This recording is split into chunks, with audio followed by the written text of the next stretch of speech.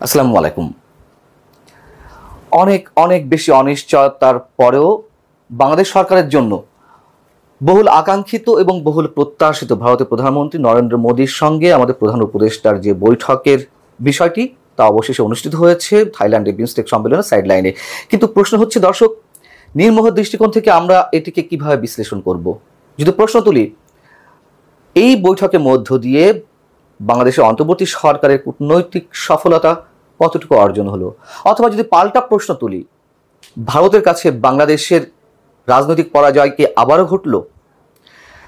বিষয়টি হচ্ছে যে অনেক বেশি দেন দরবার, অনেক বেশি তদবির কিংবা আবেদনের মধ্য দিয়ে এই বৈঠকটি অনুষ্ঠিত হয়েছে এবং এই বৈঠক এবং তার আগের রাতে বৃহস্পতিবার রাতে বিমস্টেক সম্মেলনে যে ডিনার, সেই ডিনারে দুইজনের যে উপস্থিতি নরেন্দ্র মোদী এবং আমাদের প্রধান উপদেষ্টা ডক্টর মোহাম্মদ ইউনূসের, তাতে আমরা অবশ্যই এটুকু খেয়াল করেছি দুইজনের যে জেস্চার, দুইজনের যে বডি ল্যাঙ্গুয়েজ, অ্যাপিয়ারেন্স তা সম্পূর্ণ বিপরীত। নিশ্চিতভাবে আমাদের প্রধান উপদেষ্টা বেশ হাস্যজ্জ্বল ছিলেন, থাকারই কথা, কিন্তু নরেন্দ্র মোদী বেশ গুরুগম্ভীর ভাব নিয়েছিলেন এবং এটির মধ্য দিয়ে তিনি কি বার্তা দিলেন? তিনি বার্তা দেওয়ার চেষ্টা করেছেন তার প্রয়োজনে নয়, বাংলাদেশের অনেক বেশি আবেদনের পরিপ্রেক্ষিতে তিনি এতে সাড়া দিয়েছেন এবং বাংলাদেশ সরকারের পক্ষ থেকে অথবা প্রধান উপদেষ্টা, প্রেস সচিব যত কিছুই আমাদের কাজ সামনে তুলে ধরার চেষ্টা করুন না কেন, তাতে এটুকু প্রমাণিত হয়েছে শুধুমাত্র সৌজন্যতা রক্ষার জন্য, বাংলাদেশকে শেষমেশ একটি সম্মান দেখানোর জন্য নরেন্দ্র মোদী এই বৈঠকে বসেছেন। এবং যদি বৈঠকটিতে তিনি না বসতেন, সেই যে সেপ্টেম্বর থেকে জাতিসংঘের সাধারণ অধিবেশনের সাইডলাইনে বৈঠকের একটি সম্ভাবনা কিংবা বাংলাদেশের প্রত্যাশা, পরবর্তী চীন সফরের আগে ভারত সফর করতে চেয়েছিলেন নরেন্দ্র মোদী, আমাদের প্রধান উপদেষ্টা, সেখানেও কোনো ধরনের ভারতের সম্মতি না আসা এবং পরবর্তীতে বিমস্টেক সম্মেলনের সাইডলাইনে যে বৈঠকের বিষয়টি, সেখান থেকেও বৈঠকের আগ মুহূর্ত পর্যন্ত কোনো ধরনের নিশ্চয়তার আভাস না পাওয়া ভারতের পক্ষ থেকে সবকিছু প্রমাণ করে যে এটি নরেন্দ্র মোদী কেবল সৌজন্যতা রক্ষা করেছেন। এবং যদি তিনি এটি না করতেন, আন্তর্জাতিক বিশ্বে সম্ভবত বরঞ্চ আমাদের অন্তর্বর্তী সরকারের পক্ষ থেকে দেখানোটা সহজ ছিল যে আমরা দ্বিপাক্ষিক আলোচনার মাধ্যমে দুই দেশের মধ্যে, দুই রাষ্ট্রের মধ্যে যে ধরনের সংকট বা সমস্যা রয়েছে তার সমাধানের জন্য বারবার বসতে চেয়েছিলাম। ভারত সেটিতে সাড়া দেয়নি। শেষমেশ নরেন্দ্র মোদী কিন্তু সেই অস্ত্রই বেছে নিয়েছেন, বাংলাদেশের হাতে অস্ত্রটি তুলে দিতে চাননি। এটি আমার বিশ্লেষণ। এবং যদি আরও গুরুত্বের সঙ্গে আমরা গভীরে যাওয়ার চেষ্টা করি, যেই 24শে আন্দোলনকে বলা হচ্ছে, জাতীয় নাগরিক পার্টির যে নেতারা কিংবা যারা সাবেক সমন্বয়ক তারা বারবার বলার চেষ্টা করেছেন যে 24শে আন্দোলনটি ছিল, 24শে গণঅভ্যুত্থানটি ছিল ভারত মুক্ত বাংলাদেশ বিনির্মাণের। যেই ভারতকে বারবার বলা হয়েছে ভারতের উদ্দেশ্যে যে আমরা বুক দেখাবো, এখন আর পিঠ নয়, আমরা চোখে চোখ রেখে কথা বলবো, আমরা বৃদ্ধাঙ্গুলি প্রদর্শন করব, সেটিকে আমরা বজায় রাখতে পেরেছি?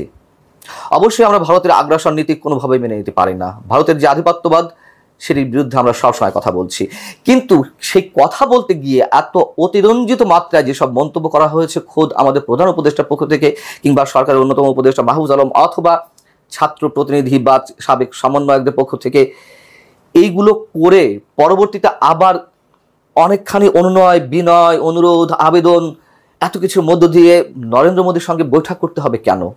যদি আমরা পিঠ দেখাতে চাই, বুক দেখাতে চাই, বুক দেখাবো। আমরা আমাদের পররাষ্ট্রনীতি, আমাদের শক্ত মেরুদণ্ডের উপরে কখনো দাঁড় করাতে পারছি না। এবং কি প্রয়োজন ছিল এই কথাবার্তাগুলো বলার, যে বাংলাদেশের মানচিত্র বড় করতে হবে ভারতের বিশেষ বিশেষ অঞ্চল দখল করে? কি প্রয়োজন ছিল যে বলার যে বঙ্গোপসাগরের একমাত্র কর্তৃত্ব, অভিভাবকত্ব আমাদের? এবং তার জবাব দেওয়ার চেষ্টা করেছেন ভারতের পররাষ্ট্রমন্ত্রী এস জয়শঙ্কর, একই সঙ্গে ভারতের প্রধানমন্ত্রী নরেন্দ্র মোদী। আমাদের প্রধান উপদেষ্টার প্রেস উইং থেকে বলা হয়েছে, প্রেস সচিব মিস্টার শফিকুল আলম গণমাধ্যমকে জানিয়েছেন যে দুই নেতার বৈঠকে, দুই সরকার প্রধানের বৈঠকে শেখ হাসিনাকে ফিরিয়ে আনা, শেখ হাসিনা ভারতে বসে যে অযাচিত মন্তব্য করছেন সেগুলো যাতে আর না করে, গঙ্গার পানি বন্টন চুক্তি, তিস্তার পানি বিষয় এবং অন্যান্য আরও অনেক সংকট নিয়ে কথা হয়েছে ঠিকই, আমরাও বিশ্বাস করতে চাই, কিন্তু ভারতের জবাবটি কি? কথাগুলো বা বিষয়গুলো প্রস্তাব আকারে তুলে ধরলে কি ভারত সব মেনে নিচ্ছে? মনে হয় না।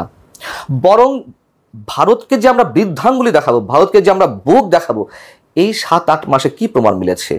শেখ হাসিনার সময় যে ব্যবসা বাণিজ্য ছিল তার তুলনায় বর্তমান অন্তর্বর্তী সরকারের গত 7.5-8 মাসে 17% পণ্য বেশি এসেছে ভারত থেকে, যেখানে ভারত বিরোধী প্রচারণা চলেছে, ভারতের পণ্য বয়কটের আন্দোলন চলেছে। তাহলে 24-এ যারা রক্ত দিয়েছেন, 24-এ যারা নিহত হয়েছেন, প্রাণ দিয়েছেন, তাদের রক্তের সঙ্গে কি প্রতারণা করা হলো না? ভারতের প্রধানমন্ত্রীর সাক্ষাৎ লাভের জন্য, ভারতের প্রধানমন্ত্রীর সঙ্গে বৈঠকে বসার জন্য যে আকুত মিনতি, তার মধ্য দিয়ে কি আমরা এই কথা বলতে পারি না? হ্যাঁ, দুই রাষ্ট্রের মধ্যে সব সমস্যার সমাধান অবশ্যই হবে দ্বিপাক্ষিক আলোচনার মাধ্যমে, কিন্তু সেই দ্বিপাক্ষিক আলোচনা তো উইন উইন সিচুয়েশনের মাধ্যমে করতে হবে। সেখানে আমরা আমাদের দুর্বলতা কেন প্রকাশ করেছি, কেন প্রকাশ করলাম? এবং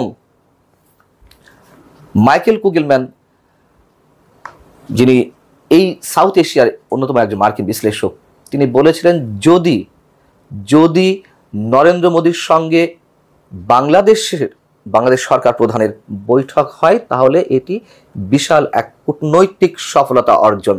তিনি কোন দৃষ্টিকোণ থেকে বলেছেন আমি জানি না, তবে আমি মনে করি এদিক থেকে ভারতই কূটনৈতিক সফলতা অর্জন করেছে, রাজনৈতিক পরাজয় বরং হয়েছে বাংলাদেশের।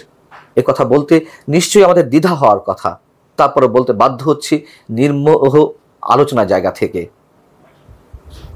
আমরা এমন কিছু দুর্বলতা ভারতের সামনে তুলে ধরেছি, যার জন্য আমরা বাধ্য হয়েছি বৈঠকে বসতে অনেক ধরনের আকুতি মিনতির পরে। কেন আমরা আমাদের জায়গায় স্ট্যান্ড রাখতে পারলাম না?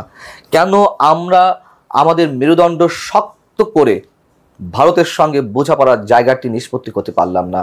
এবং যে বিষয়গুলো সেখানে তুলে ধরা হয়েছে, এটুকু মনে করার কোনো কারণ নেই যে এই বৈঠকের মধ্য দিয়েই ভারত শুরু করে বাংলাদেশের সব প্রস্তাব মেনে নেবে, বরং আমরা আমাদের দুর্বলতাই প্রকাশ করেছি।